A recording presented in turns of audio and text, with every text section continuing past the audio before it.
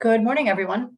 My name is Laura Plummer, and I am the Statewide Assistive Technology Program Coordinator for WisTech, Wisconsin's Assistive Technology Act program.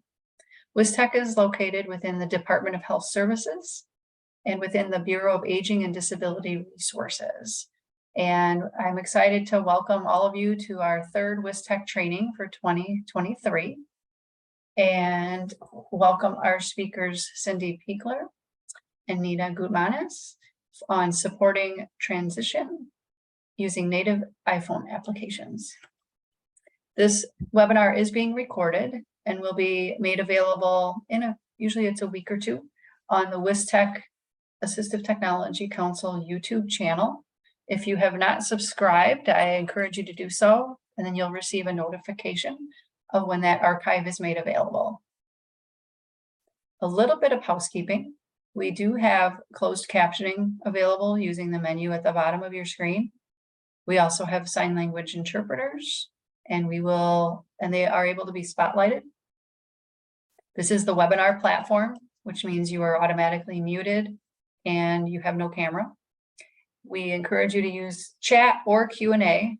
Either one is fine to ask questions or share examples from your own work that is related to the topics that Cindi and Nina are going through. There are CEUs and CRCs that are available for attendees during the live sessions. And you will be able to receive those by completing a survey that you'll receive after the webinar. The survey link should pop up once you leave the webinar, or you will get it via email tomorrow. Again, in order to get the CRCs and CEUs, you will need to complete that survey. And that survey will have to be completed by, I believe, September 7th. And the certificates are sent out within 30 days of this webinar. So that means if it's September 23rd and you haven't received your CRC or CEU and feel you should have received it, please feel free to reach out. And aside from that, I think we are ready to go. And just another thank you for attending and looking forward to hearing from Cindi and Nina today. All right, take it away. Well, thanks, Laura. I'm Cindi Pichler. I'm the Senior Assistive Technology Specialist at Independence First, and I do a lot of work with teens in transition and supporting that transition through technology. Right, and excuse me. My name is Nina Gutmanis, and I am an assistive technology specialist. I've been with Independence First for about 2 years now, and prior to that, I was working as an occupational therapist in outpatient pediatrics. So, some session disclosure information just to get us started. This presentation will focus almost exclusively on Apple mobile devices, so things designed for the iPhone or the iPad. During the presentation, we will have a few what we call detours, so slides detailing similar or comparable features on different devices or different platforms, just so that you are aware of some of those other things that are out there. But we will not identify any information or any specific applications that are not native, so not built into the Apple operating system. So our learning objectives today are we are going to explore iOS native applications as tools for self-accommodation. To do that, we will identify 3 features that can reduce distractions on mobile devices, describe 3 formatting techniques that contribute to cognitive access and independent living, and identify 3 native apps that can be customized for adults with limited reading proficiency. And we invite you, if you have questions or comments that are applicable to the part of the presentation we're doing at that moment, please put them in the chat or the Q&A. Laura's going to be moderating that, and she'll let us know if there's something that we need to address at that particular time. So we're just going to set the stage for what we're going to be doing. So we've got a little bit of history of transition in the world of work and some other things that we want to weave together before we start talking about native apps. The Individuals with Disabilities Education Act, or IDEA, was reauthorized in 2004. And during that reauthorization, it included a mandate for transition planning to start at age 16. Prior to that, it was a little bit different. It was a little bit more flexible, but now it has to start by age 16. But unfortunately, we're still finding, and as of 2012, students in the 15 to 18-year-old age group and their parents were less likely to have discussed transition plans with school staff. So there's still, in 2012, we were still playing catch up in terms of transition planning in the schools. It's been hard to find more recent data, but again, we're still lagging behind what we should be doing in terms of transition planning nationwide. Some states and some school districts are better than others, obviously. And then according to Bureau of Labor Statistics, only 19.1% of young adults with disabilities are employed. And this is an extremely disturbing statistic. People with disabilities have been underemployed throughout history, and the ADA has not significantly changed employment rates for people with disabilities. There's been some improvement, but not as much as the authors had hoped. So we want to discuss a little bit about maybe why some of the things that can contribute to that. And the first is just understanding that IDEA is an entitlement. It is the only entitlement law that people with disabilities will encounter related to reasonable accommodations. So IDEA guarantees a certain level of benefits to people who meet specific requirements or specific criteria. Those services are provided as long as they are needed or until the age of 21.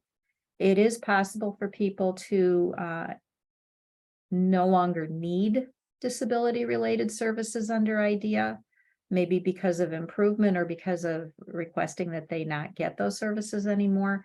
But they are mandated to be provided until age 21 if the person is eligible. And this is the really important part. The burden for accommodations is on school staff. And this is appropriate because you do not want a 5-year-old having to say, I can't see, I can't hear, I can't understand. It's not up to young children to identify their needs. So appropriately so, the burden for accommodations is on school staff. But this creates a situation where, from the student's perspective, somebody else is responsible for identifying their needs and providing the services. And again, in school, it's appropriate, but there's no other point in a student's life where somebody else is responsible for their accommodations. During transition, students with disabilities are most likely to encounter voc rehab and independent living centers, and we're federally funded eligibility programs. ILCs and voc rehab are not entitlements. They're eligibility programs. And the difference between us and school-related accommodations is our services are expected to be of limited duration until employment or independent living goals are achieved. So independent living and voc rehab were never intended to be lifetime supports or for the entire time somebody with a disability might need accommodations. Long-term care funding can pay for extended job coaching, but again, it's not intended to be a forever service. And this is different than the eligibility or the entitlement that we get in school. So the burden for the success or employment of an independent living plan or an employment plan is on the person with a disability and the professional working together as a team. So the professionals are entrusted with some responsibility for accommodations, but the person with a disability is also an equal partner in terms of making requests and identifying needs. So this is a step up in responsibility from the entitlement of idea. And unlike school-related services, participants can have their cases closed for failure to participate or for failure to work towards goals. And it's not intended to be punitive if a person isn't ready to work or if they aren't ready to perform independent related activities. They are welcome always to come back when they are ready. But they can have their cases closed for failure to participate. Neither, again, voc rehab or ILCs are intended to be lifetime supports.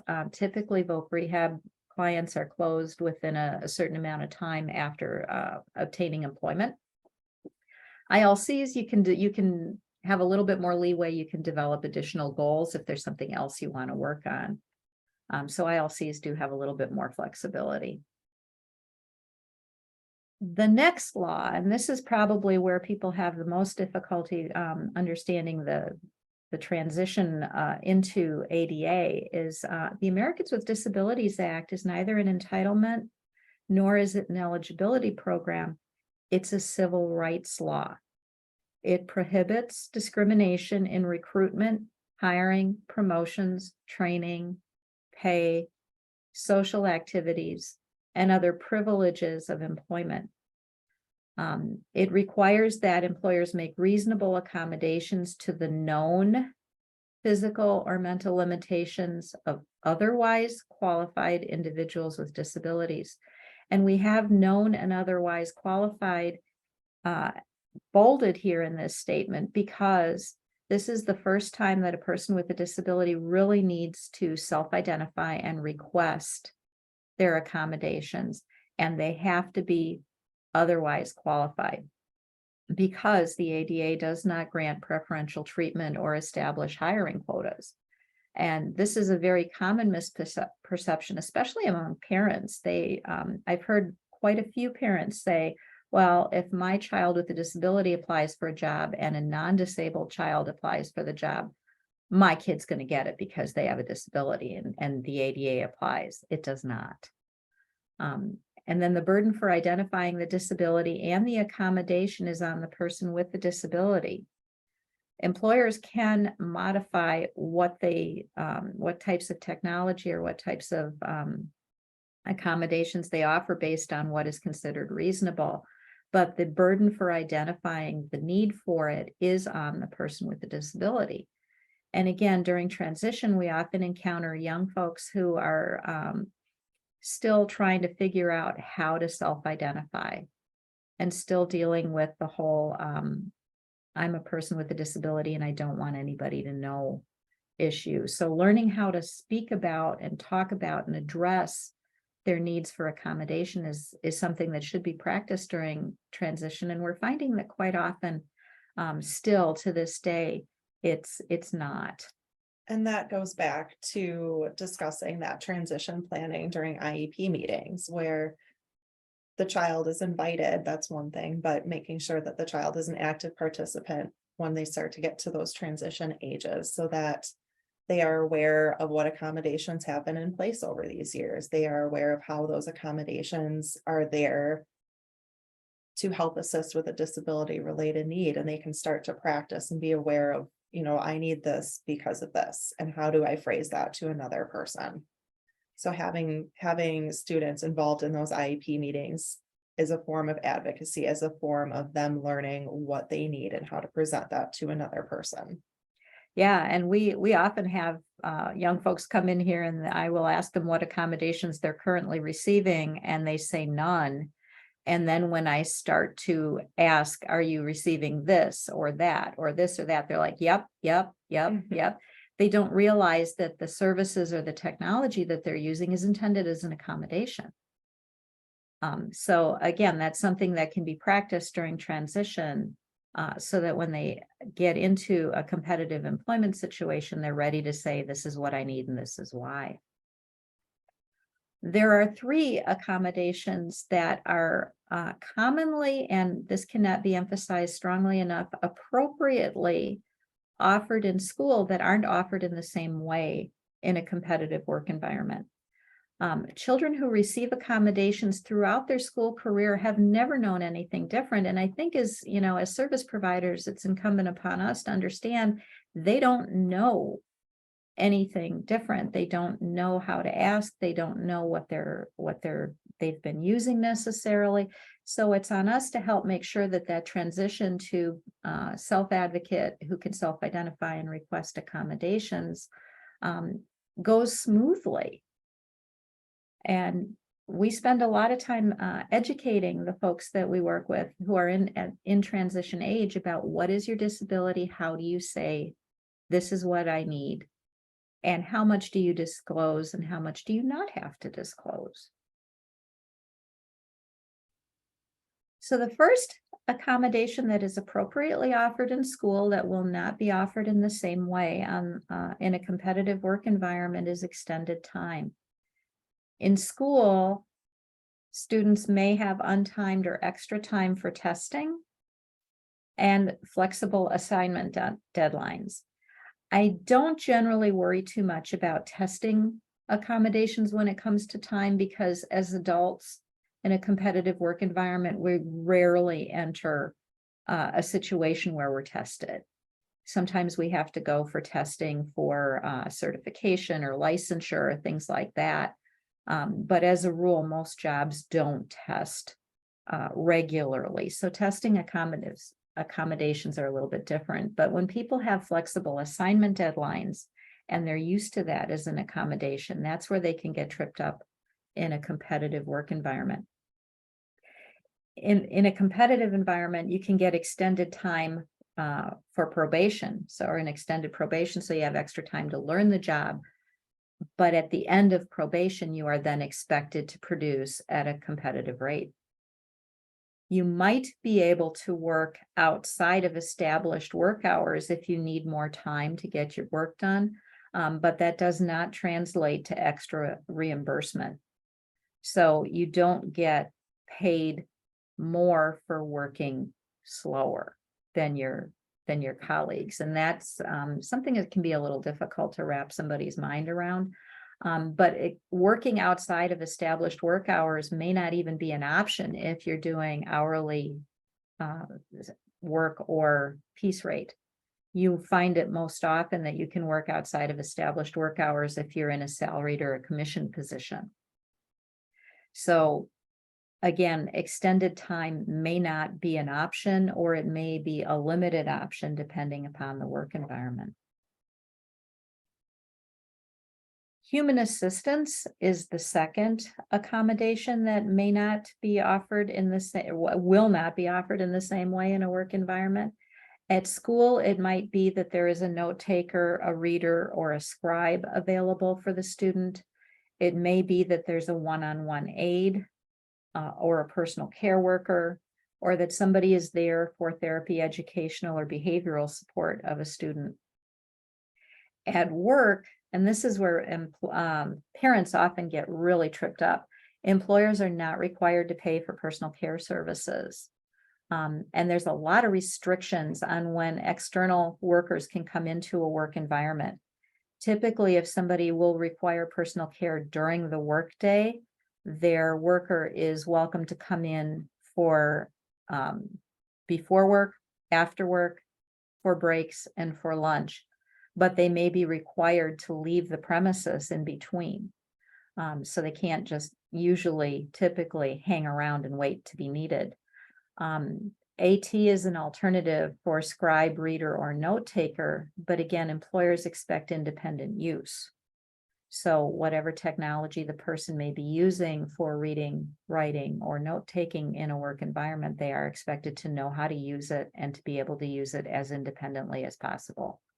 The types of supports that are available in an educational environment are simply not available in a work environment. The most difficult of the three accommodations to wrap people's minds around is modified curriculum. Again, this is offered at school. It's typically looked at as shorter assignments and shorter tests, reduced workload, and typically somebody who is using modified curriculum demonstrates mastery, but doesn't have to do as much demonstration of mastery as other students do. At work, it's just really simple. You're not going to get paid more for doing less than your colleagues. So there is really no way to modify the amount of work that somebody does due to a disability. They must be able to do the essential functions of the job with or without accommodations. I've seen some really good job modifications in terms of restructuring jobs. One of my favorites was we had a young lady who could not speak and used a communication device apply for a tech support job. And there were actually two aspects to that job. One was responding to phone calls and one was responding to emails. So her employer ran her through the test, found out she was the most qualified person for the job. And what they did is they gave her all of the email responses, and a colleague who was able to speak then got all of the phone responses. So you can do some job restructuring, but in terms of productivity, there's no way around this one. And if you do have to go into sheltered or supported employment, it's not a failure. And that's the other thing that we often encounter is attitude that sheltered or supported employment is a failure of competitive employment, and it's not.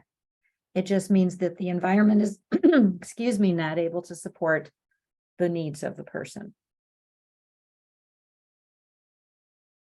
I did talk to a DOJ lawyer, and I said, if there was only a few things you wanted people to know about the ADA, what do you wish they knew?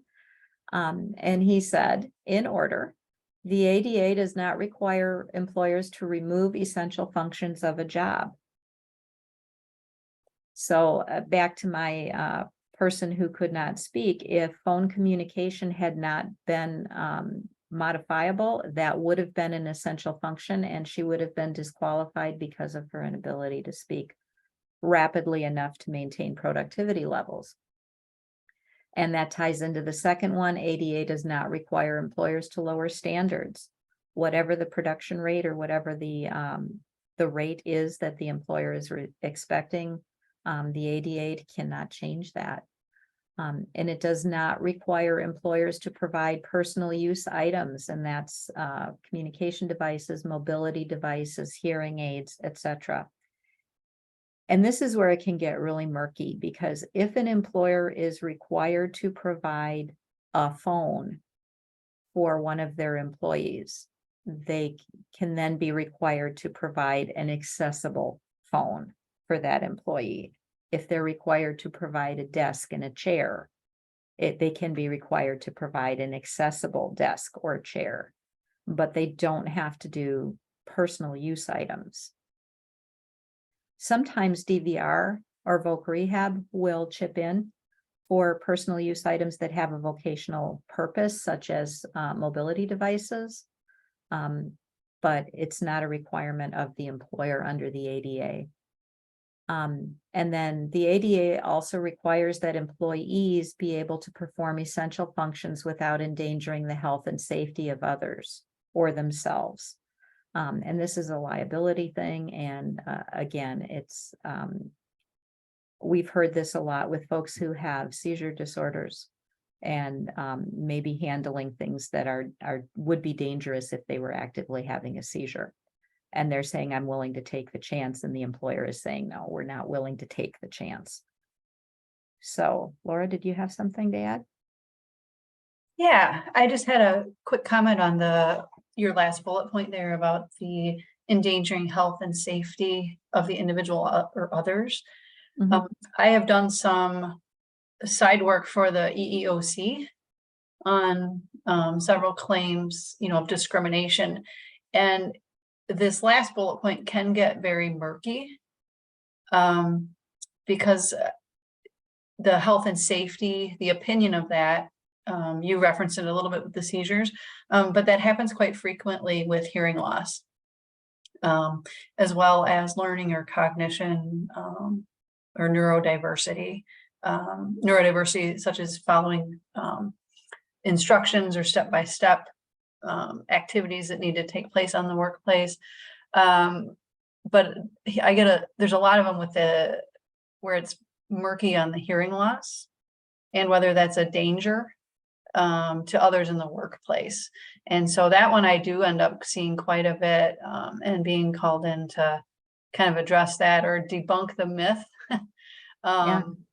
that disability is going to cause problems health and safety wise, when in fact some of the environmental accommodations are going to benefit all the employees, or they align with OSHA requirements that the employer needs to follow anyway. So speaking to your advocacy and teaching people how to explain what their abilities are and possible accommodations plays into this, so that in a job interview or working with an employer, the person has the language to debunk some of those myths. Right. And that's where, just some of the things that we can be working on with folks while we're working with them is, I use this device, I use this because, and this is, how we're addressing safety issues, et cetera. All right, so we have given the background, kind of touched on what has led us to the idea of transitioning from school to employment and kind of some of the differences. And so pivoting now to actually talking about iOS and those native applications. So we have the basis on why accommodations and being able to prepare for that transition is important. So why are we specifically focusing on Apple and iOS operating systems to assist with that transition period? There's a few really big strengths that we have found using the iOS platform. Big one is that the native apps can interact. We're going to touch on that later as we go into some of those more specific applications and how they can talk to each other, how they're able to support in different sorts of ways.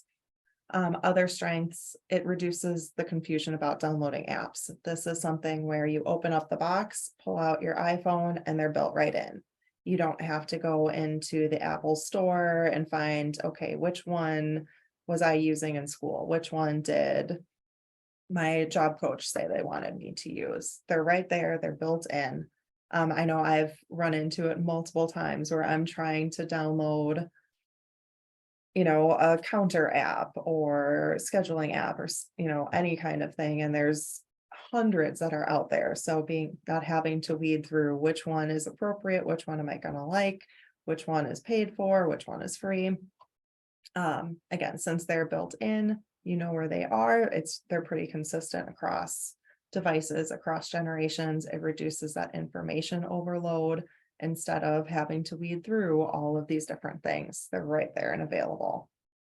Again, going back to, they're built into the phone, so there's no cost attached to it. It's not, was this a one-time payment? Is this a subscription that I'm going to forget about in 6 months when it re-ups and then cause issues with my finances? They're right there, they're built in. Consistency and customization. These are things that have been around typically for a while. We're going to touch on one newer one that we're still learning about, but across iPhone, across iPad, they're consistent. As they go through different operating systems, there may be some slight changes, but for the most part, what you have done at one point is going to carry over to another. What you're familiar with will carry over. Laura's. Oh, Laura, go ahead. And I have another bullet point for you. This is Okay. Yay. Gonna write it down. So some employers provide management, mobile device management of their equipment that an employee is using. I'll use the state as an example. So our iPhones are managed by our IT department, which means as an employee, I have very limited ability to, I independently can't add an app to my phone. I have to have permission to do that. And some apps might be approved and some may not, just from a employer security standpoint. Whereas the native functions are made available. And so if you can harness those native applications versus trying to, even free apps, your managed devices may have restrictions on those. So that's another benefit to using your native apps. Thank you. We're going to Excellent. add Thank that you. to the next time we do this because that's awesome. All right, and then just the low size and portability. I'm guessing most people carry their phones with them on a daily basis. Anyway, this is something that's just part of your habit. And it's something that, especially dealing with transition age students, they may still feel that stigma, that hesitancy to self-disclose or have something that identifies them as having a disability. So these are things that the child may already have, they may already be comfortable with, and if this is something that they have been using successfully, the chances of them using it successfully in the future are a lot greater. So some things to keep in mind, and this is full disclosure, I am an Android user. Cindi has convinced me that there are a lot of benefits, but when it came time to buy my new phone a few months ago, I'm like, I'm still going with Android. Yeah, we're And definitely on the opposite side of the fence on these. yes, we are an office divided, but I will acknowledge that there are a lot of really neat iPhone features, which we're going to talk about. But in terms of Android versus iOS, there are a lot of comparable features to Androids. They may just need extra steps. It may be a little bit trickier to locate them or to access them. Or it might be, there is no comparable built-in feature, so you may have to download one of those third-party apps. iPhones are more expensive than Androids, which was one of my big selling points on getting the Android. But again, it depends on the person's situation, what will be most practical given all of their different factors. And Cindi and I are going to disagree on this one. I personally think that Android is easier to use. I have an iPhone for work, and at least once a day, I'm like, okay, how do I hang up a call after I was on the internet? See, and I'm the same way on an Android. So I guess the point that we're trying to make here is that whatever a person's preference is, we need to honor and work within that. We're doing iPhone because they do better integration, I believe. That is true. Of their native features, but there's very little that is completely one platform or another. And we need to honor whatever the person prefers. Oh. I'm not moving. Oh, there we go. All right, so some challenges that youth in that transition age may face when using or looking into using phones for self-accommodation. A lot of schools or workplaces may have a policy just across the board saying, we don't want you using your device. And if that goes back to that advocacy piece, if the student, the young adult isn't comfortable disclosing, isn't comfortable having that accommodation discussion with their employer, that might be something that they just aren't going to be able to work with. Given the blanket policy, you are not to have your phone, you're not to be using this when you're doing your job functions. And there are valid reasons against policies against electronics. From a privacy standpoint, if somebody has their phone, they could be working in an environment where they're dealing with confidential, with personal information. It may send a message, or it may be interpreted that this person is using the phone for inappropriate purposes. There's also just general cleanliness, hygiene issues. If you're working in an area and you're pulling out your phone, that could transmit bacteria, that could transmit germs. So being able to harness or being able to limit where your phone is used and what it is used for can be seen as a safety concern for employers. And kind of going to what Laura was speaking to on the opposite side of that is, you may have a situation where a student is working in an environment where it's an Android kind of building. They have their IT support built up to support Android devices. So the student coming in with an iPhone, that isn't something that's their employer would be able to support, would be able to manage on their end. So they may say, we're not going to allow this as a self-accommodation. Right. All right, a few more challenges with when using iPhones or using Apple products for self-accommodation. The person just not being aware of everything that is built into the phone, what they have in their pocket already and how it can help them. Every day, I feel like I am learning something new about either my phone or the iPhone and what it can do, how it can assist me. I know Cindy, when she's working, especially with her DVR consumers, showing, just that your phone can talk to you, it can read the text to you. People have these massively powerful devices in their pockets, and they may not be aware that it can do more than making phone calls and sending text messages. There's so many features and so many things that are built in that unless you know it's there and you know how to use it, you may never stumble across it. This is a huge one, just dropping, cracking, losing your phone. I know that, it's kind of a joke where it's when you were growing up, you knew all of your friends' phone numbers and you knew everybody's address and how to get to places. If you are using this as self-accommodation and something were to happen to this, that's a huge financial cost if you have to replace the phone and you're funding it out of pocket. But also just what are the implications, or what happens if you are using this and then suddenly it's no longer available for you. All right, I'm going to let Laura chime in here. We have a question in the Q&A. Okay. Or a discussion point is, what about the use of Siri in terms of data privacy? I know some schools and businesses may not want those types of services listening and recording, both in quotes, background conversations. If a student has a disability that needs that service, would that override the security needs? My guess would be no. Because possibly in a school environment, but not in a work environment. There's been with the pandemic, there was so much abuse of telephones, I guess, or mobile devices by people who are working at home in terms of data theft, that workplaces have really, really, really clamped down on what they will allow.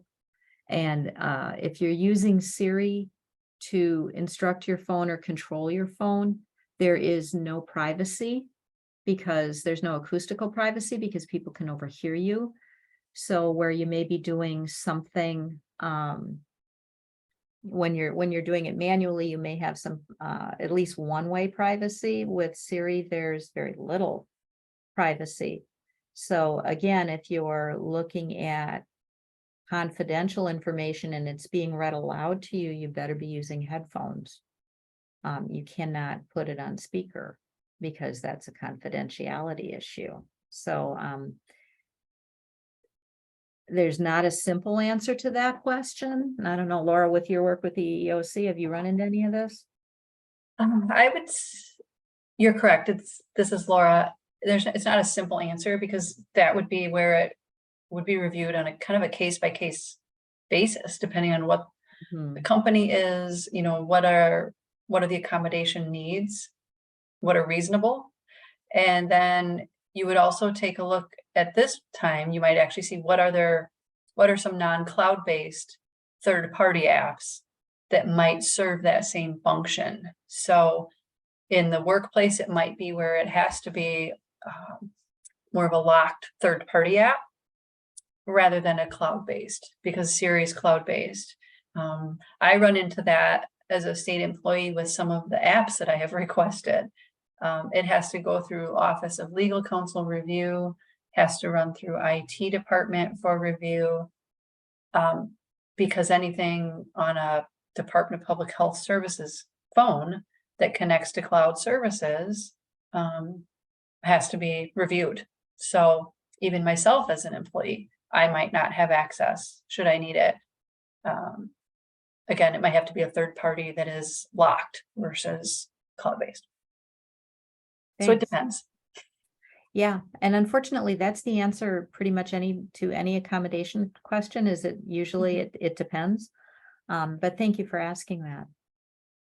All right, and then just speaking back to what Cindy had mentioned previously, is that having a worker, having an employee out with their phone, depending on what they're using it for, depending on their job functions, if they're in a forward facing or public facing role, what kind of appearance might that convey to others around them? I'm sure people have been in different restaurants, retail settings, places where you've seen employees on their phone. There's no way to know, are they, using it for social media purposes? Are they using it to communicate? Are they using it as an accommodation? So just not knowing how to approach the difference in perception between this is I'm pulling out my phone because I have a visual schedule that tells me what I'm supposed to be doing next, how to approach that and that need for that to an employer versus I need my phone because I want it on me. So again, going back to that advocacy piece, going back to being able to present information to potential employers and why you need specific accommodations. All right, and this is one of our favorites, our favorite slides. Still some more challenges, real world factors to consider when looking at using an iPhone for self-accommodations. Self-regulation. So what apps are appropriate to use in what setting? If a person has their phone on them, are they using it specifically for those accommodations? Or we're going to touch on this later, being able to limit interactions. Are they able to regulate what they're using and what they're accessing and when? Just logistics of accessing a device, being able to pull out an iPhone versus an iPad, given certain situations. iPads are pretty clunky versus iPhones. So if you're in a job where you're doing there's a lot of things going on in your environment, you may not necessarily want to put down a big device on a countertop, on a table where it can get soiled, where it could get things spilled on it, dropped, versus being able to put something in your pockets. Just looking at, is the way to access a device something that's actually practical? I know Cindi has encountered this several times where it's been recommended that as an AAC device, as an accommodation, the individual uses an iPad, and to be able to carry it around, they use a string backpack. So those little cinch ones. Just thinking of the logistics of that, where it's, yes, you can carry it, you can transport it. It is a fairly lightweight option, but to be able to do that, just to be able to tell an employer, to tell a boss, I'm done, what should I do next? Looking at all of the steps involved. So I have an OT background, looking at that activity analysis to be able to take your backpack off, bring it to the front, open it up, pull out an iPad, bring it out, turn it on, enter in your passcode, access the app, say whatever you need to say, and then reverse all those steps. It's a lot involved. And if it's something as simple like, I'm done, where do I need to go next? Is it really practical to have this, minute process to be able to say simple phrases compared to pulling out a phone and being able to access it a little bit easier? Do you have something to say, Cindi? Oh, okay. No, I don't. We just run into that all the time with folks who are in service related professions. Maybe they're cleaning, maybe they're moving inventory around. What they actually need to communicate during the work day isn't conversational. It's interactional or transactional. So the number of things that a person may need to say during the workday is significantly different than what they need to say when they're hanging with their friends. So again, the ability to just tuck a mobile device into a pocket versus some big carrying device for just a few transactional phrases can make the difference between something being used and not being used. All right. And then our favorites, the truth about women's pockets, where they're not great. Let's be honest here. There was a 2018 study found that on average, women's pockets are almost half as almost 50% shorter and quite a bit narrower than men's pockets. We did this presentation in person at a conference, and our colleague Nicole, who is unable to be here with us today, she had a pair of pants that had those more typical men's pockets in them. And I was wearing more typical women's pants and what those pockets looked like. And I don't think I could fit more than maybe my debit card, small pieces in there. And in her pocket, she pulled out her phone. She pulled out this little stuffed toy that we had. It was like a she was pulling magician. out wallets and all sorts of things. And it was kind of funny because, Nina in turn was trying to put those things in her pockets and, ran out of Yeah. space very rapidly. So again, mobile devices being smaller might be easier for women to transport, but if you are working with a female and you're wanting them to carry something around in a pants pocket, it might be worthwhile looking at men's pants. All right, now we're going to move on to actually dealing with the phone now that we have laid the groundwork. One of the things that we get asked about a lot is how do we reduce distractions on the iPhone or an Android phone or any mobile device and computers as well. There's just so many distractions in the world, and competitive employers will actually initiate disciplinary action for the consequences of lack of focus or any of the things that can happen because people are distracted, such as missed deadlines, partially finished tasks, etc. You can have disciplinary action up to and including termination for being distracted. Some disabilities have symptoms that affect the ability to monitor yourself and to monitor your reactions to things. There's a phenomenon that it took me a while to understand, which is time blindness. Most of us feel the passage of time. We don't necessarily feel it accurately because time flies when you're having fun and it drags when you're not. But most of us are aware that time is actually passing, and there is a phenomenon called time blindness where people actually just are completely unaware of the passage of time. A minute, an hour, a day, all of it feels the same. And folks who have time blindness use context clues so that they know what's going on. So you'll see, they look at brightness versus darkness and things like that to get their clues, but they just don't feel the passage of time, which means if you are quickly checking Facebook during your break, it can turn into a 2-hour marathon session and you have no clue that it ever happened. Some disabilities affect the ability to prioritize or the ability to delay gratification. So some disabilities can impact or can be impacted further by distractions more than what a person without a disability may have impacted. Appearance can affect distractions, including colors and clutter, and it can affect retention and concentration. So if you, we were talking the other day, Nina and I, about people we know that have a lot of icons on the desktop of their computer. I tend to really limit and segregate my icons in different parts of my desktop so I can find things, but I have a colleague who has her entire desktop. It's just full of icons, and that's the way she processes information. But that kind of clutter can also affect productivity. And there's a pretty heavy cost to distractibility and distractions. Business News Daily reported in March of this year that businesses across America are losing upwards of $650 billion, that is with a B, dollars per year due to employees being distracted during work hours.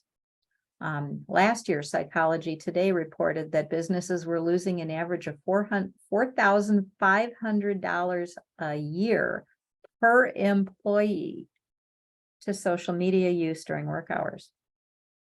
And that's, again, people going over you can use social media potentially during your break or your lunchtime, but if you go over or if you check it outside of break and lunch hours, $4,500 per employee per year is lost to social media.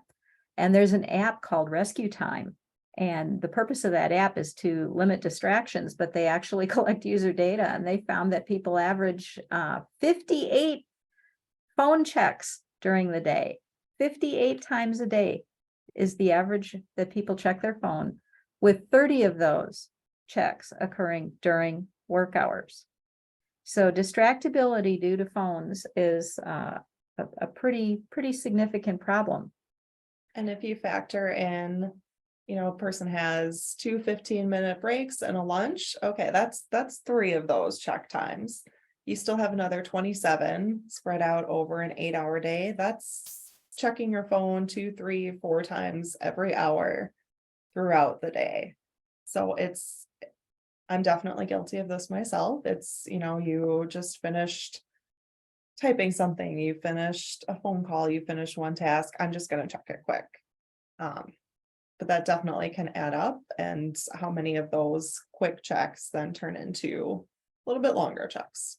And it's not even something that the person may be voluntarily doing. During this presentation, I'm going to be babysitting my grandson tonight. My daughter-in-law has sent me 3 messages during this presentation that have come through on my watch, and I have been aware that these notifications have come in. So sometimes our technology will seek us out and provide the distraction with us not even initiating. And that's part of what they were talking about. But again, distractions can reduce work endurance. I find this hard to believe because the university study said that it takes 23 minutes to recover from an interruption. I don't know about you guys, but I am interrupted more than once every 23 minutes. So in that case, I'm never able to recover during the workday. But sometimes it feels like that. Sometimes it does feel like that. But an interruption as short as 3 seconds can double the likelihood of making an error. And if you think about it in terms of productivity, that's a pretty startling statistic. And distractions don't just limit the flow of thought, they stop us from thinking deeply. And it's been interesting, this whole deep thought concept, because I've been hearing a lot about it recently.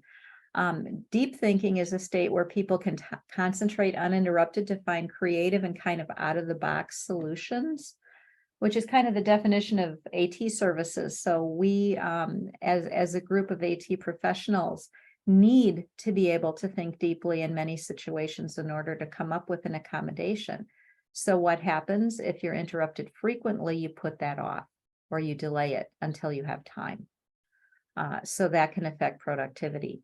But deep work is a concept that was coined by a Georgetown professor, and it's the ability to focus without distraction so that you can wrap your head around something that may be complex and produce better results in a shorter period of time. And it's a way of looking at not this is what I'm dealing with in the moment, but how do I solve the overarching problem? And when we're constantly inundated with distractions, we don't get the time to do that kind of thing. And what we're hearing over and over and over again is that there's a decline in deep thinking, critical thinking, problem solving, all of those very intentional forms of thought. Touchscreen devices became available in 2007.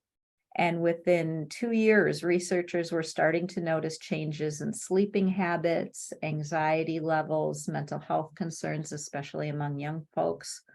And now there are numerous studies pointing to an overall decline in critical thinking and problem solving among young people. That's kind of come up within about the last 20 years, which is coincidentally when we started introducing these devices that have the ability to get our attention even when we're not looking at them. And then there's a thing called an urgency trap. And I found this one this morning, and this is fascinating. People look for immediate solutions when they have a feeling of urgency. So when you're getting multiple notifications about something, you kind of have this let's deal with it now kind of thing, because I'm having this urgent feeling. I'm getting these notifications. I need to deal with it. And they tend to look for short-term solutions rather than long-term solutions just because of urgency. So that again limits that critical thinking and that deep thinking that can be so helpful for so many of us.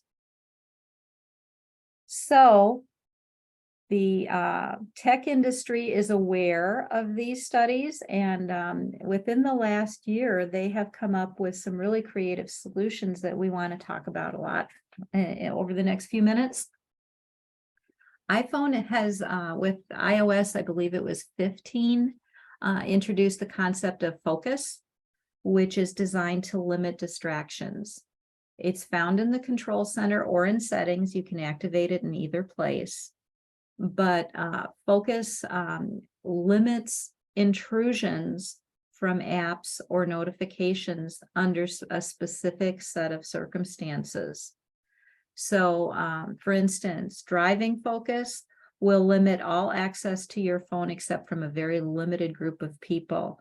And you can screen out all interruptions so that you get no texts, you get no phone calls when you're driving, or you can allow intrusions from specific groups of people, but not everybody. Do not disturb is pretty much the same way.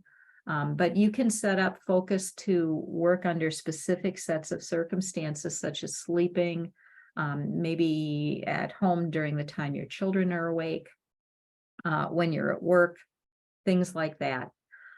Focus can be activated with Siri, but you have to be really specific. You have to say, Siri, turn on personal focus, driving focus, whatever. You can't just say turn on focus. You can also add focuses for fitness, for mindfulness, for reading, or other personalized activities. So you can make up your own focus if you so choose. And this is the power of focus. This is where, unfortunately, one of my iPads heard me say the word Siri, and it's talking to me right now.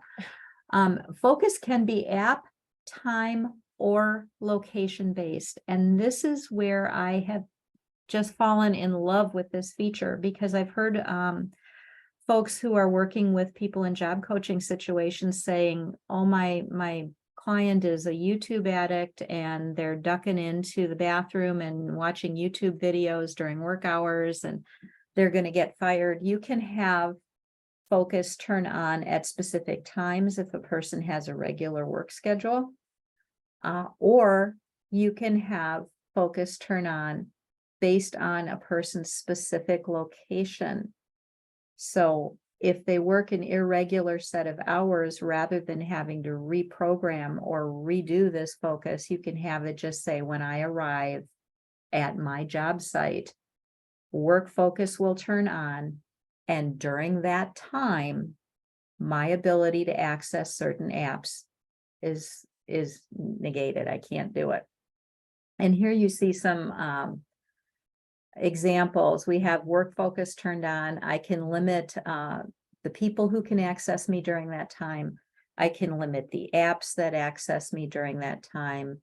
If you look at the middle screenshot here, I can customize what my screen looks like so that I can't even see the apps that are listed on my phone. I can just, get it down to just the time.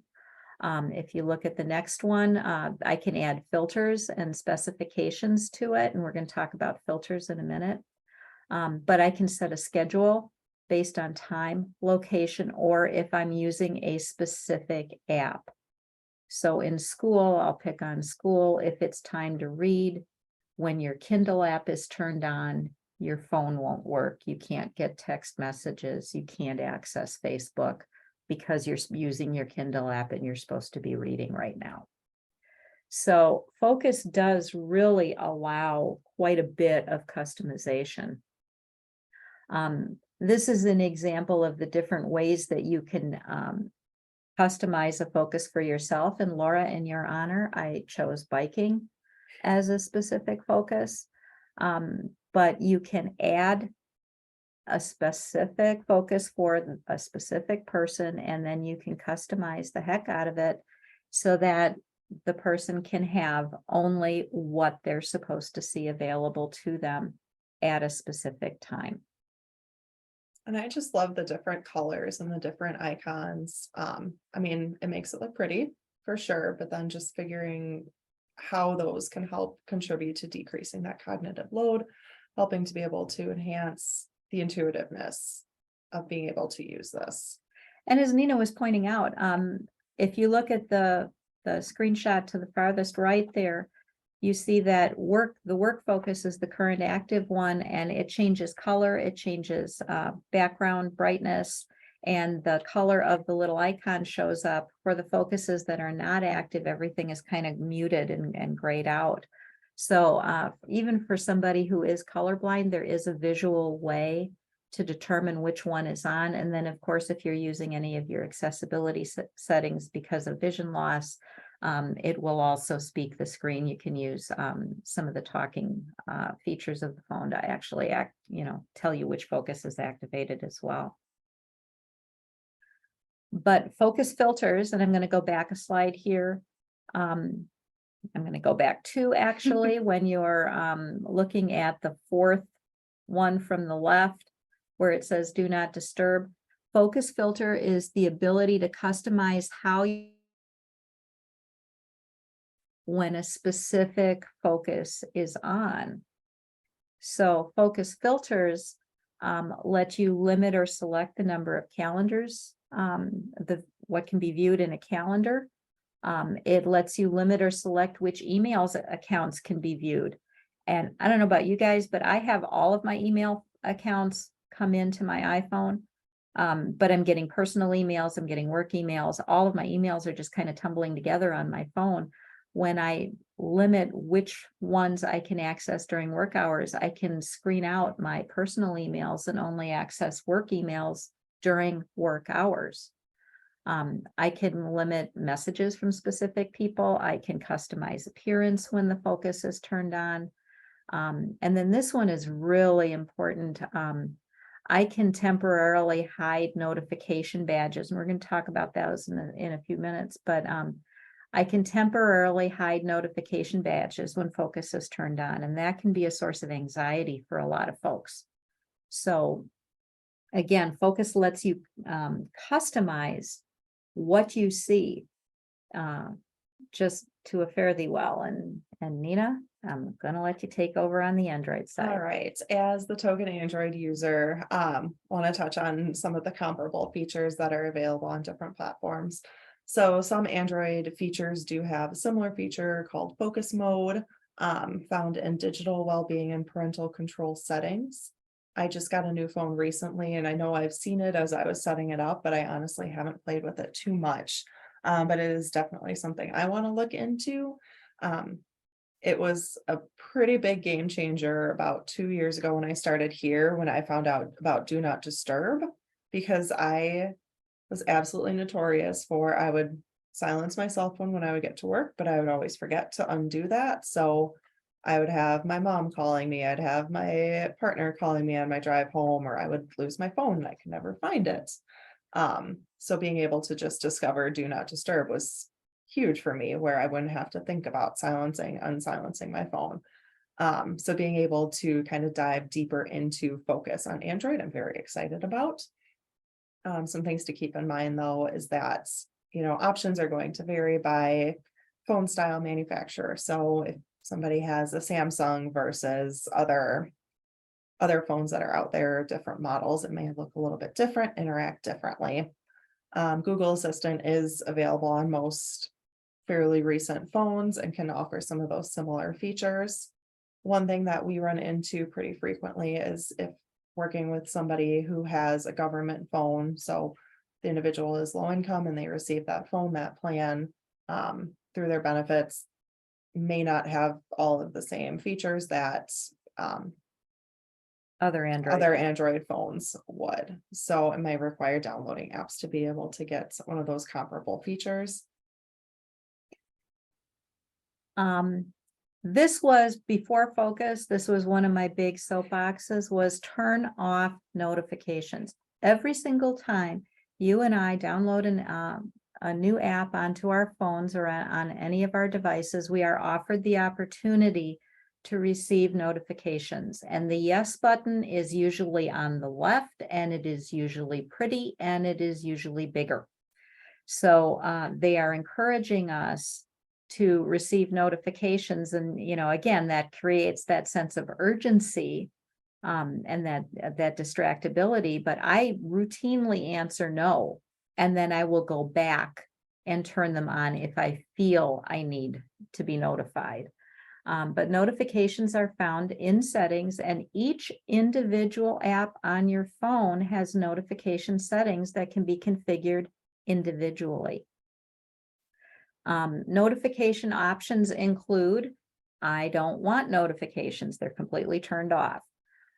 There are banners, there are badges, and there are sounds, and we're going to look at those in a little bit. But banners can be temporary, where they just flash for a minute and then they go away, or they can be persistent, and you can find them in the lock screen.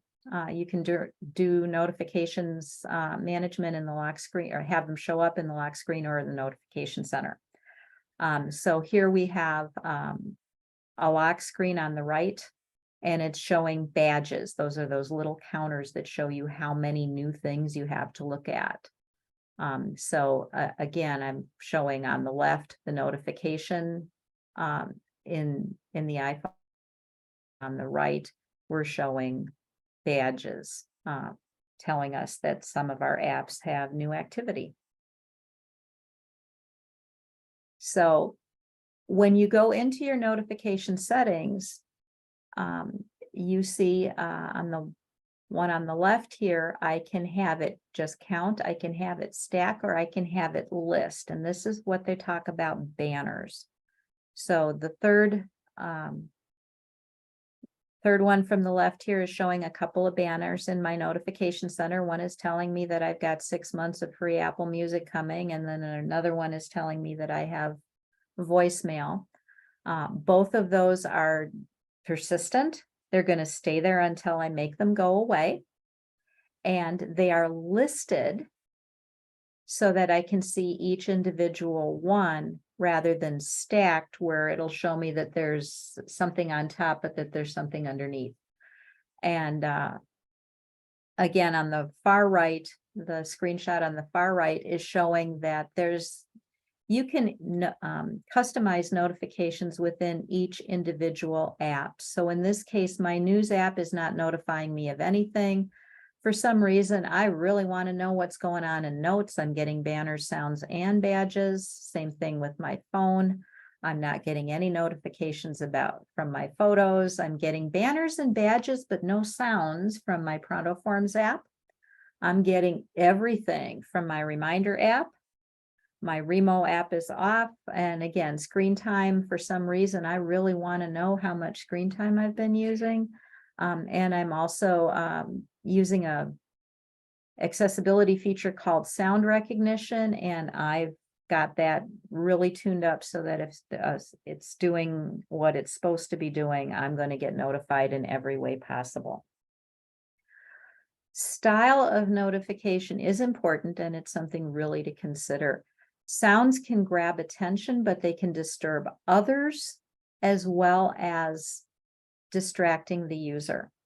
I personally like to know when I'm getting notifications, but that's why I limit them, because I do not want my phone chirping at me all day long. I don't want it. I just want to know certain individual things. So I really limit those.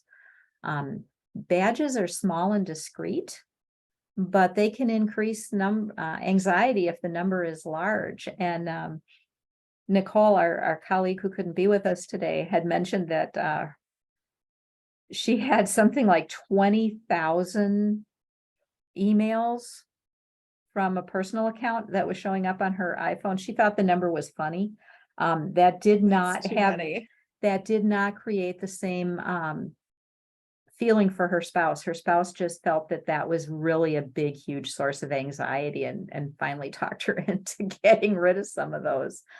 But banners give the most information, and this is where style is really, really important, Because if you have your banners set up to disappear, you can forget what's going on. And, for me, if it disappears and goes away, I'm not going to remember it. So I usually have my banners be persistent. Stacked banners can hide important notifications, but they can also reduce visual clutter. And listing your banners can be overwhelming if you have a lot of notifications. And we were talking this morning, my husband likes to use the list, but if there's only 6 that can fit on or if there's 6 notifications and only 5 of them can fit on the lock screen, he won't scroll. So again, you have to know yourself, you have to play around with these, but limiting notifications is a great way to manage distractions. All right, so moving on from distractions, going to talk about a few different formatting techniques that can contribute to cognitive access. So helping information to be more readily available, more easier to understand, easier to access and utilize in a way that is effective. So how things are entered can definitely help compensate for cognitive disability, whether that is the individual themselves entering some of these things in, if it is their parents, their personal care worker, somebody else entering it in and then teaching them how to access it to be able to use it effectively is a conversation to have. And then specific apps that can reduce that cognitive load. So looking at different ways to accomplish the same task, where something might take 6 steps doing it one way versus using Siri, for example, to shorten the number of steps. Instead of saying, Cindi likes to use the example of setting timers, asking, I don't want to say the name too loud, so we activate the iPhone or the iPad, asking to set a timer for 10 minutes, as opposed to pulling out your phone, unlocking it, going to the app, entering in the time. Just looking for ways to be able to streamline some of those processes, make it easier for a person to access and to understand. Going back to formatting again, looking at ways to fade some of that support from parents, from potentially employers, from teachers, from support persons, looking for ways to help the person to be able to better understand the features and how they can support them so that maybe once something is entered in the first time, then the person learns how to do it themselves, or it's there, they're able to utilize it going forward. And looking for ways that some of those native features, some of those things that are built into your phone already can be used in ways that you might not necessarily consider originally. There are a lot of features that, people may look at photos, they may look at videos as this is a fun thing to do to document what's going on in my life. It can also be used as, communication, as educational, as informational sources. So I know Cindi had worked previously with an individual who had difficulty communicating between their therapist and their physician, I believe. Personal trainer. That was it. Their PT had some exercises they wanted this individual to do. But, PT is a limited source based on what funding you're able to do. So you can't always be doing those exercises just at PT, but you want to make sure you're doing them correctly. So this person was also working with a trainer outside of those therapy sessions. So the trainer would have the person demonstrate what they were doing. They were able to take that back to the PT. PT is able to see, if they're doing this correctly, or we need to tweak this a little bit, and being able to communicate back and forth. Whereas the person may not have been able to describe it effectively. Also being able to use video or being able to use recording in some potentially stressful, some potentially difficult meetings where you may not be able to remember exactly what all is being said or what is being presented to you. So being able to, if it's appropriate, I know there's different rules in different states about recording and consent, potentially having the ability to record different conversations, or being able to pass a phone to your doctor and be like, okay, write down the 3 most important points, or being able to be, okay, what are the 3 things I need to remember from this? Especially if you're being given bad news, sometimes after you hear that, everything is just going to shut down. So being able to recall and retain some of that information can be really important. Yeah, I use that a lot. I was power of attorney for my mother, and as her situation got much, much more complex, I would ask the doctor, please just, here's my phone, just write down the things that I need to know. And we would have the whole discussion, but then they would fill it in at the end. And doctors are used to dictation. So they would, we go into notes, they would hit the dictation key, they would dictate what I needed to know, and then we'd be done. But using those native features in a creative way can be a huge cognitive aid.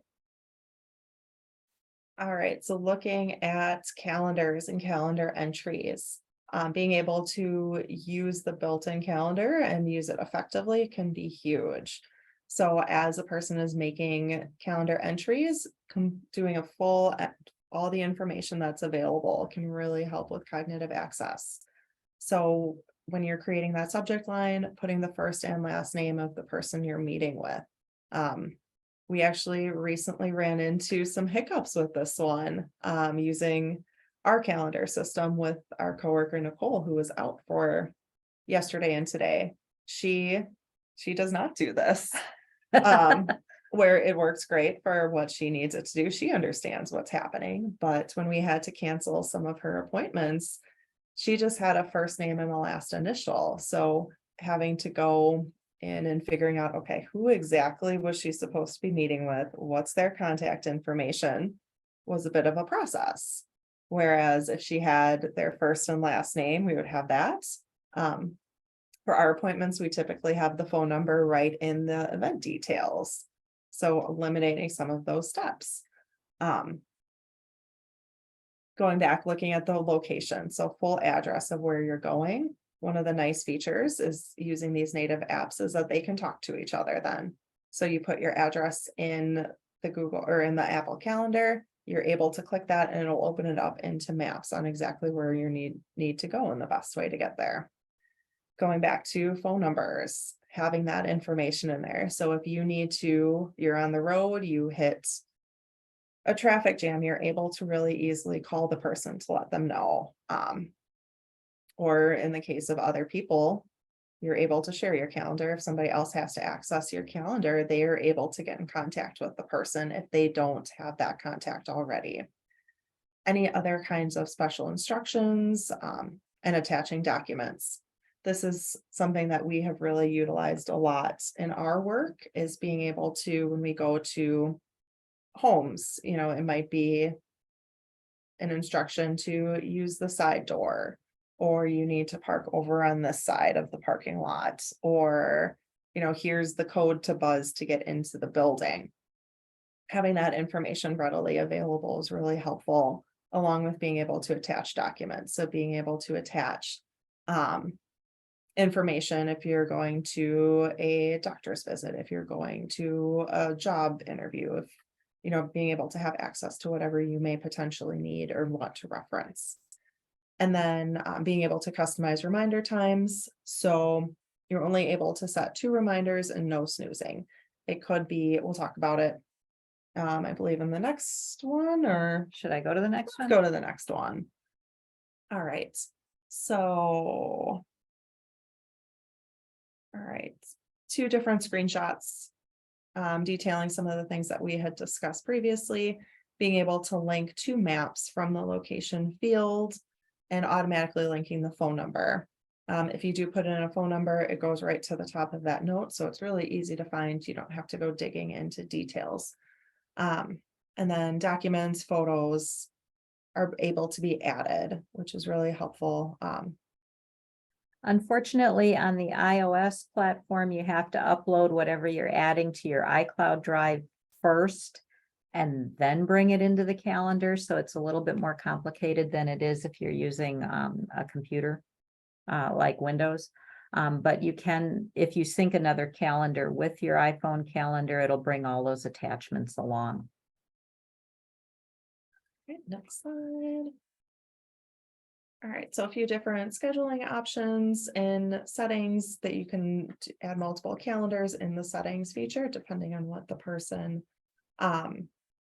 uses what they're comfortable with. And then one thing that I really think is cool that I don't use that I should is options for those alert intervals. So one thing that I think is just absolutely amazing is you can set your alert to what time you need to leave.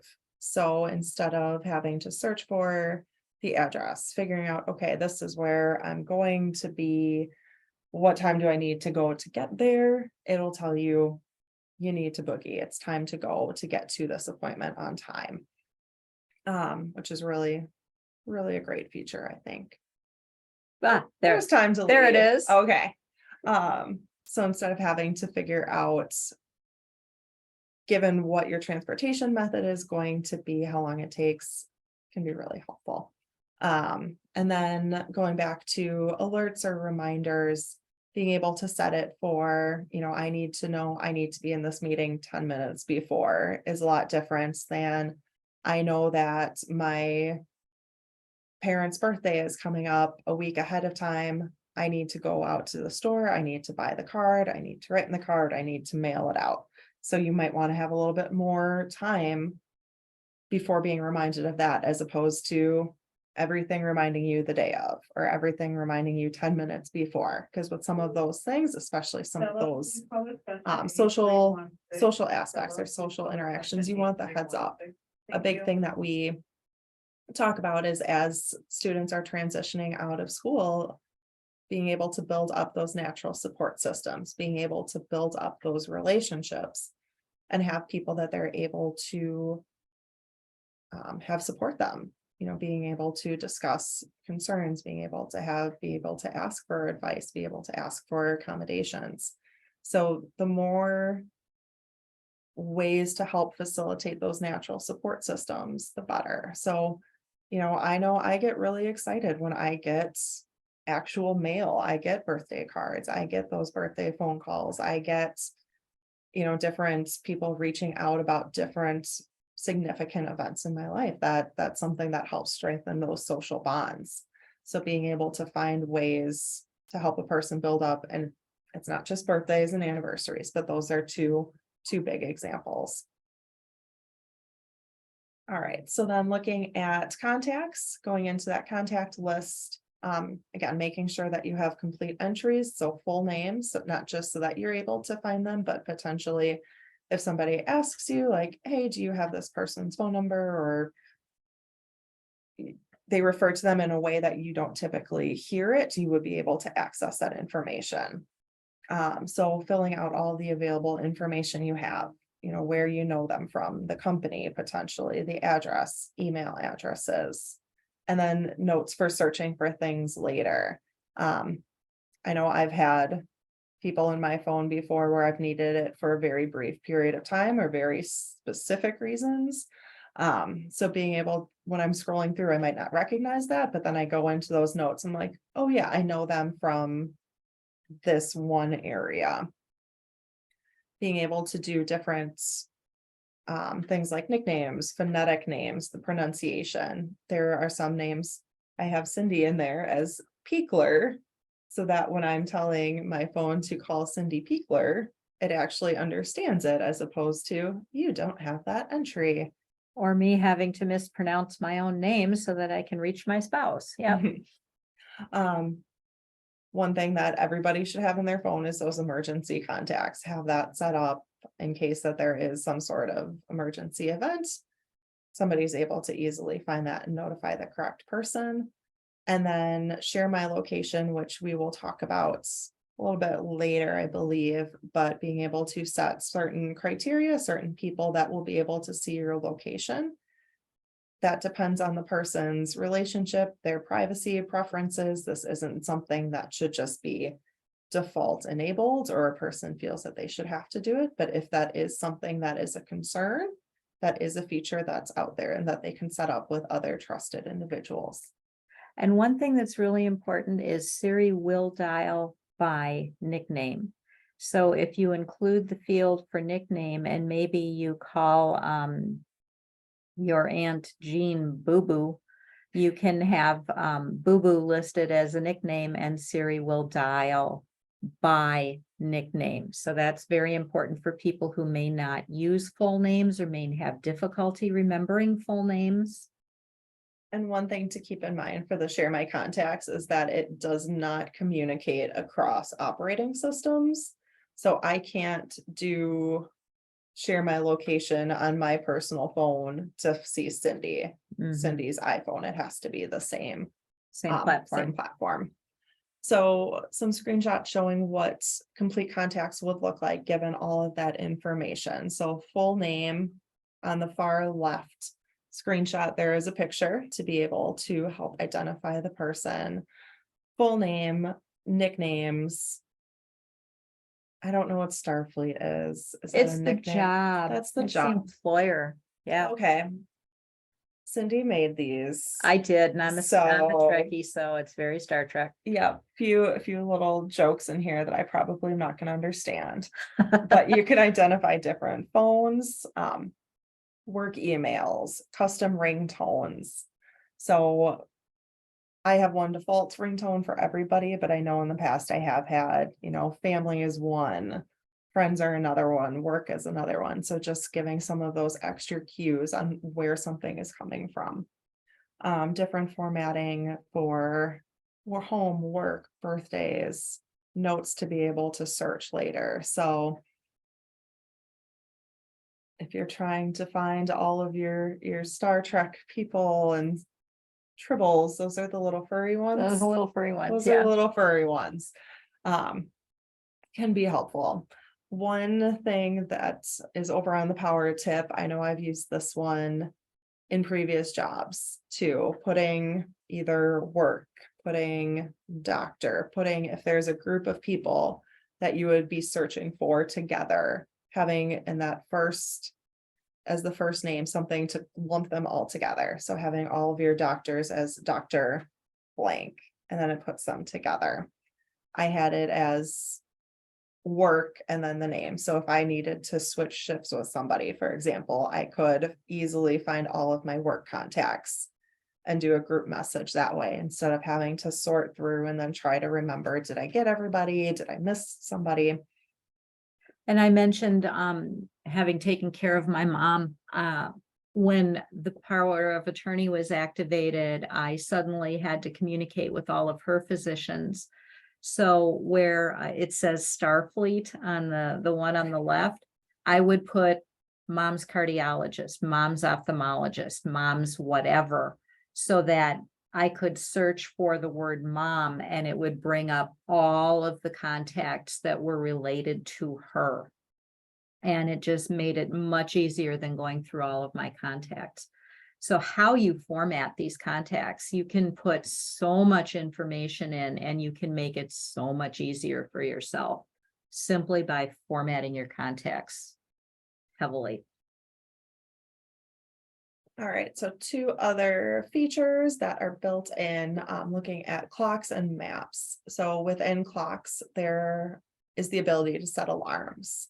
So you can customize the label. You can have it as, instead of just alarms going off and not necessarily knowing the context, or you might have multiple in one day trying to remember what you're doing, can actually label those alarms, which we'll talk about more when we see the screenshots. But within that, you can also use emojis. So being able to have a visual of what that alarm is for, but not photos.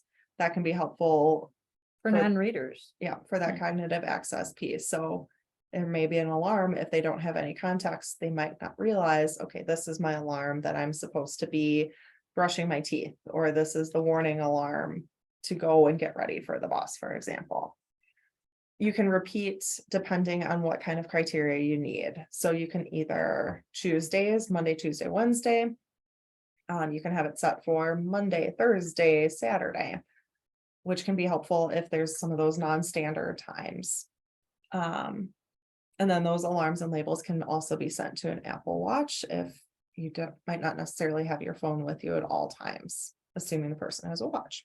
The example I used is preparing Easter breakfast for an entire family at your house.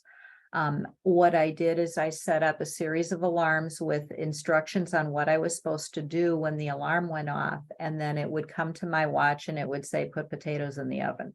And then the next alarm would say, put this in the oven. Then the next alarm would say, do this. So it let me hang out with my guests, and then still run the business of getting a holiday meal on the table at the same time. So can be very helpful because you can customize the labels on the alarms. All right, and then within maps, being able to drop a pin to navigate back to specific places can be really helpful. Maps are really great for helping you get from A to B, but depending on transportation, depending on parking, depending on a lot of different factors, you may not need to get to where you need to go at the end of an event might be different than where that event's taking place. So being able to find your car, being able to find the parking structure, being able to find the next step can be really, really helpful by dropping that pin. I know I would take pictures of the nearest intersection street signs. Well, that's great, but then you still have to try and reverse engineer where that was actually. So you might know where it was, but do you really know where it was? As opposed to dropping a pin where it'll give you the walking directions back to where you need to be. And within those walking directions, there's different options that you can set. So being able to, if possible, have it tell you, I want a path where I'm avoiding hills, where I'm avoiding busy roads, where I'm avoiding stairs, which is what that middle kind of second from the right screenshot is looking for. Different types of driving direction. So avoiding highways, avoiding tolls. I know some people do not like to drive on the highway if they can avoid it. So being able to customize directions in a way that meets your needs.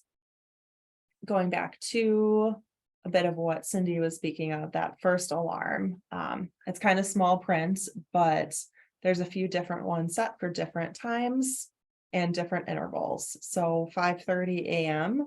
This must be a Laura kind of alarm. You're working out every morning, you're biking. I know I'm still sleeping during that time. But then, other alarms telling you at 7:10 morning meds, and that's every weekday. Just seeing. All right, the last one, 5:15 walking keto, which is Nicole's dog. She only does that Monday, Wednesday, Friday. So she doesn't have to have that alarm on the days that she's not doing that activity. And they're easy to switch off just with that green toggle button. So if you are going on vacation, if you have a dog sitter, being able to turn those off instead of having just this random alarm going off and not knowing what's happening. What am I supposed to be doing? All right. Okay, the next thing we're going to look at is native apps that can be customized for people with limited reading proficiency. There's a lot of really good third-party apps out there, and we're not trying to disrespect any of them, but a lot of them do require a subscription. And after people leave the school environment, most of the time, long-term care programs do not pay for reading-related things, and most of the time, Voc Rehab does not pay for subscriptions. There are obviously exceptions to every rule, but in general, those things are not generally reimbursed by the types of support systems that people encounter as adults. Typical post-secondary reading is generally quite a bit different than what you encounter in school. So it's paper mail, email, food packaging, directions, medication instructions, and leisure, but it's not reading in the same way that somebody did in school. So you may not need the full support of some of the apps that were useful in school. And you may be looking for something that's just a little bit simpler. So Safari Reader is something that people have a tendency not to take full advantage of. Now, Safari Reader is built into all Apple mobile devices and the Apple computer operating system as well. And it allows for multiple types of reading support to be used simultaneously. So you can adjust the font style and size, you can adjust the background color, You can use speak selection for reading support or use the speech controller button that's used with speak screen. So you can have as much or as little of what's going on a computer screen or a internet search be supported auditorily as well as visually. To activate the Safari reader, if you look in the darker of the two screenshots here, it's those little A's out in the upper left-hand corner. If they are there, you can activate Safari Reader, and it also limits distractions. So when Safari Reader is activated, this is back to all those distractions. You know how our phones and our devices listen for what we're talking about, and then all of a sudden the ads related to something we were discussing this afternoon pop up this evening. This will limit those types of distractions as well. There is we're going to make another little detour here. Microsoft Edge has a similar capability. They have a feature called Immersive Reader that has a lot of abilities to customize text size, word spacing, line spacing, background color, reading style, reading voice, and it's present in all Microsoft Edge products and all Office 365 products. It's just a built-in native feature. Reminders are a lot more powerful than most of us think they are. You can add emojis to a reminder list, and you see that on the first one on the left. There do happen to be emojis for bagels, bananas, and bar soap. So I was able to add that to my shopping list there. But you can also add pictures. So I drink a specific type of almond milk. So this is actually my shopping list, and I put a picture of that almond milk. So if my husband decides to go shopping and I have almond milk, he can actually see the type of almond milk that I prefer. And you can share lists among people. And this was really a lot of fun. I used to share a shopping list with a friend of mine who needed support during the pandemic. And we shared the list. She would put whatever she wanted me to buy on her shopping list, and I would check it off as I'm going. And one day I was shopping and I found that items were being added to the list in real time. So I'm getting down to the bottom of the list, and all of a sudden a couple more are showing up. So she was able to add some last minute things for me.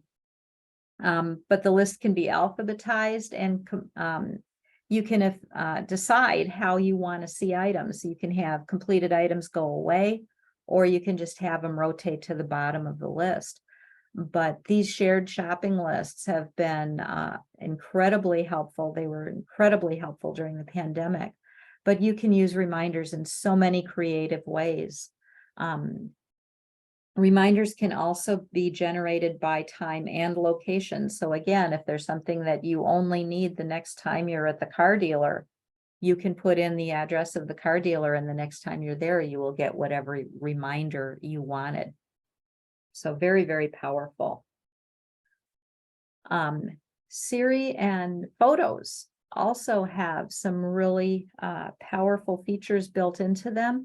Siri will read messages on command. It will search the internet based on two specific questions, and it will either answer the inquiry verbally, or it will give a list of options that can be read using speak selection or the speech controller. So Siri can offer for people with dyslexia, and my husband has pretty intense dyslexia. And when he discovered Siri and the ability to control text messaging by voice, to dictate to Siri and to have Siri read responses aloud, it just opened up a completely new world for him, because texting had always been a burden before, and having the ability to do that by voice was freedom. And the phones have so much built in that can offer this kind of support to people just sitting there in the operating system waiting.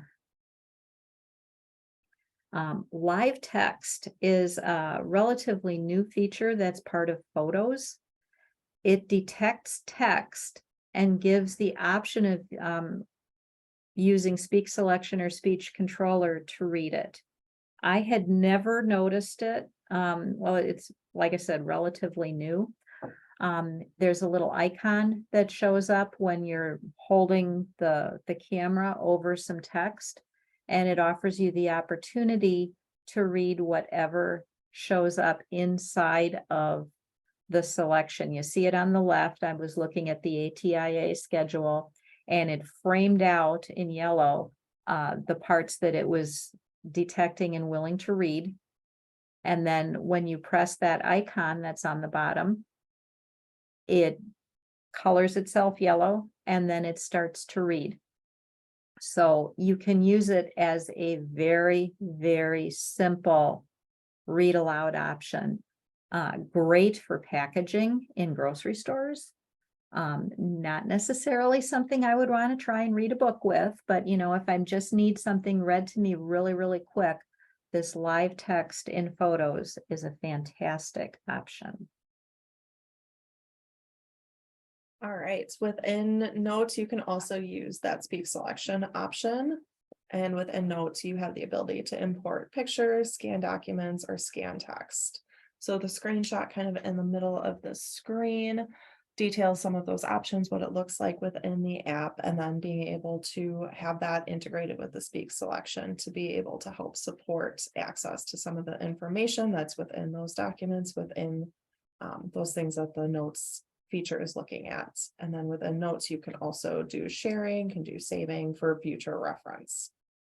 When I was up north this last vacation I took, my husband likes to go to some fishing holes, and I never knew where they were. So we sat down, and I was doing location tracking with him, and we actually didn't address that. You do have the ability to share your location with other people. And so my husband and I both share our location with each other so that we can, if somebody's late, or in this case, if he's fishing and he doesn't come home when he should, at least I know where to look. So I would take screenshots of his fishing holes and put them on my phones, and it would show me where his truck was parked. And this is the fishing hole he was at, so that for safety reasons, I could track him down. Now, we use this voluntarily at work, and Nina, you can talk about that. So we do pretty frequently going out into the community to do home visits, to meet with consumers at different public locations. And so sometimes, depending on where we are going, we might not be coming back to the office at the end of those. We might be going straight home. We might be going to a different appointment. So being able to, we typically know about how long those sorts of appointments are expected to last, and we do have access to each other's calendars. So if I don't come back to the office, my consumer is, it's a lot more complicated. There have a lot of things to talk about. So my meeting that I thought was going to last an hour and a half, suddenly I'm not back to the office in 2.5 hours. Cindi is able to look to see, okay, Nina is still at this person's house. Or it could be she's supposed to be here, but we've never had this situation, luckily. She's supposed to be here. She's not at her home. She is at this completely incorrect location. That starts to send up those red flags that there may be something happening here. So just being able to have that extra layer of security, of peace of mind, knowing where your coworkers are, and knowing that if something does happen, they are able to locate where you are.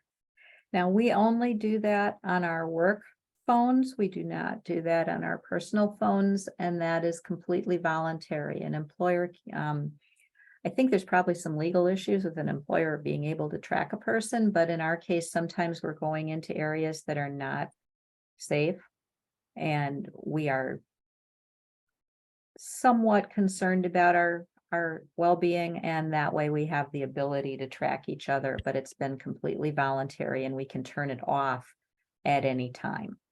So that ability to track folks is a double-edged sword, because there is a privacy concern, and a pretty intense one. but there's also that ability to add a measure of safety. So you really have to trust the people you are willing to share your location with. And then Laura, you had a comment? I was just gonna say that I believe it can be part of a position. All of our over-the-road truckers are tracked with GPS. Okay, I mean, the vehicles are, so there's precedent there. But again, it's something to really weigh, it's like a cost benefit analysis. I've used it for safety, as you guys have shared, for many, many, many years. And I think just in this day and age that it's a wise move. And then I can also see see where my husband's might be, Christmas shopping or something, I'm kind of thinking more about, I can see when he's coming home, so I can have my dinner ready. But yeah. All right, and then the last couple of reading supports, Zoom is built into the operating system accessibility features. And we tend to think of it as being a visual support for people with vision issues, but there's a lot of neurological disabilities that have functional vision issues like eye teaming and eye tracking, and how big or how the appearance of the print is and the appearance of the background can make a huge difference when it comes to reading endurance and comprehension. So Zoom can be an effective accommodation for somebody who does not have traditional vision loss.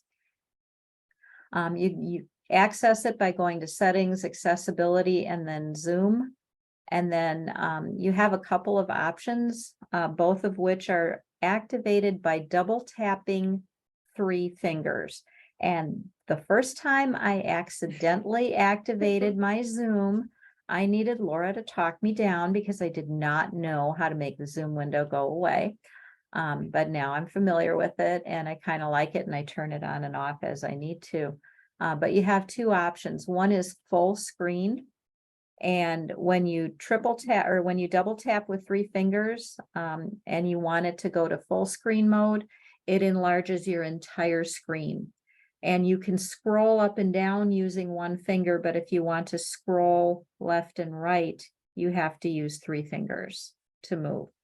So the Zoom feature is somewhat limited if somebody has coordination issues. You can get around it by programming additional accessibility features, but again, it becomes a big programming deal. The other option for Zoom is to create a Zoom window, which is a magnifier window that you can move around your screen. That is my personal preferred method. And again, my husband prefers the full screen, so it's a matter of choice. Then we have a couple of bonus features that we're going to discuss here, and then we are just about ready for questions. So live listen and background sounds, they're found in the control settings. Live listen is meant to be a kind of a hearing assistant. It is not a substitute for hearing aids. It is not a substitute for a full-fledged FM system, but it is a way for people to get some hearing support in certain situations. In order to use live listen, you need AirPods or Beats, and I verified those are still the only types of headsets that will work with live listen. It turns the iPhone into a very, very simple assisted listening device.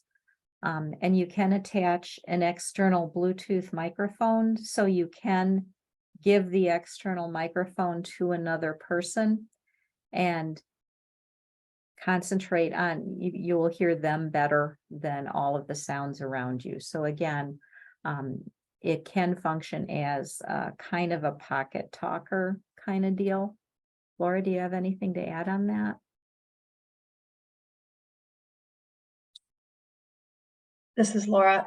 Not too much. I think you covered it quite well. And you are correct. You do have to have Beats or the AirPods in order to do that. And then there's additional benefits to using AirPods or Beats as far as accessibility goes with the iOS, and some of that is outlined, and I put a link to basically all the accessibility features that are found. You've covered many, but there's quite a few more. And many people have just never taken the time to go to their settings and scroll through just to learn and figure out, what all's in there. And my husband uses Assistive Touch just because it puts the little dot right on his screen and it brings up that quick control panel, and and he does not have any true need to use that function, but he's found that it works well. Yeah, I mean, individual preference is really important. We came across this background sounds. Actually, we were investigating Live Listen, and we came across the background sounds option. And all it does is it gives a little bit of white noise. And if you run it, we found that if you run it through a set of bone conduction headsets, it'll give you some sound masking if you're stuck in a noisy environment like a cubicle. It'll give you some sound masking, but still leave your ears available to hear things that you're supposed to hear. And it's built in right into the iPhone, and you can use it with, like I said, I like to use it with the bone conduction headset just for a little bit of sound masking. Other useful native features are the sharing. And here's where we put it. We couldn't remember where we put it.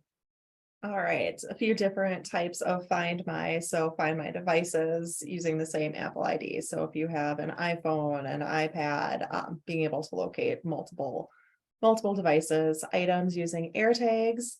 Again, with any of these, there's going to be different safety, different privacy concerns, which is a conversation that, the individual would need to be having with their trusted people. And the assumption is that all of these would be used with their full consent and that they would be aware that these things are being implemented. Find different individuals must have that permission, and it must be on the same operating system. So it must be also Apple users. The translation option, Cindy, if you want to speak to this one. Yeah, Nicole found this out. If you don't have speak selection turned on and you don't want it turned on, you can use the translate option and just have it translate into English. So it functions as speak selection, even though you don't have speak selection activated. And then the newest feature is Freeform, and we have not spent a lot of time with this one. It's a collaborative brainstorming app, and it came out with iOS 16. But it integrates FaceTime messages and a whole bunch of things. Laura, do you have any comments on that? I do not. I removed it. I thought it looked a lot till I like, had time, till I have time. yeah, for people who used to use some of those old concept mapping software packages like Inspiration way back in the day. It's kind of very similar to that. It's got some more powerful features to it. But again, what we're looking at accommodating for most of our folks in transition is not school. We're looking at accommodating work, and that's not something that the folks that we're working with are typically needing on the job. So in summary, this is my one time I get to use the word ubiquitous. I'm very proud of that. Cell phones and mobile devices are kind of ubiquitous. They're everywhere. Native apps have greater integration. The user has a lot of control over what they can activate and customize. Features are continually evolving, and they're continually being added. So the mainstream nature of mobile devices makes them easier to accept. But, with all of this constant evolution, their ability to offer accommodations is unparalleled, really. The broad nature of native features can be a viable substitute for dedicated devices, especially in a pinch. But this statistic has not changed, and I find it very disturbing. Studies have shown that well over 90% of augmentative communication devices are abandoned within 5 years of graduation. That does not mean that people don't need to communicate. It just means that they have found other ways to communicate or are so frustrated with their inability to upgrade their communication devices or modify their communication devices.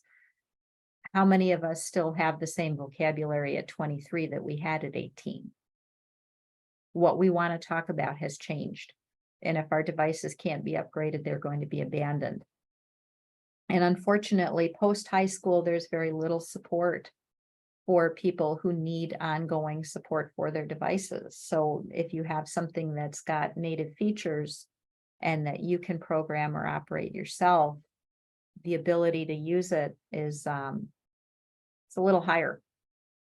So how does all this translate to transition? After K-12, availability of supports drops dramatically, as I said. Adult services are funding driven. If there's no funding, there's no supports, and then you're looking at natural supports only if they're available. And adult funding sources tend to resist paying for subscriptions at this time.